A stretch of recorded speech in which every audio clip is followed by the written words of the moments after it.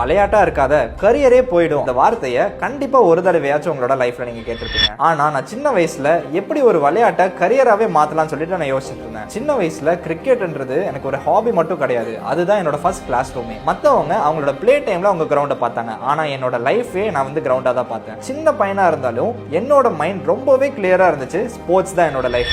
ஆனா என்னோட family situations பார்க்கும்போது அது எனக்கு ஒரு எட்டா கனியா தான் இருந்துச்சு. டெய்லியும் மீட் ஷாப்ல கஷ்டப்படுற அப்பாவை பார்க்கும் போதும், வெகுலியா பாசமா இருக்கிற அம்மாவை பார்க்கும் போதும், கூட பிறந்த என்னோட 2 அக்காவும் பார்க்கும் போதும் இவங்க எல்லாத்துக்குமே ஏதாச்சும் பண்ணணும்னு சொல்லிட்டு உள்ளுக்குள்ள தோணிக்கிட்டே இருக்கும். சரி படிப்புலயாச்சும் கான்சென்ட்ரேட் பண்ணலான்னு பார்த்தா நான் அவ்வளவு ஸ்டூடியஸான பர்சனும் இல்ல. எனக்கு ஸ்கூல் காலேஜஸ் கத்து கொடுத்ததை விட ஸ்போர்ட்ஸ் எனக்கு கத்து கொடுத்தது தான் அதிகம். Years later when I become a founder, எனக்கு ஒரு விஷயம் என்ன புரிஞ்சதுன்னா, பிசினஸ்ல நான் யூஸ் பண்ற கன்சிஸ்டன்சி, லீடர்ஷிப், பீப்புள் ஹேண்ட்லிங், இது எல்லாமே எனக்கு கிரிக்கெட் தான் சொல்லி கொடுத்துச்சு.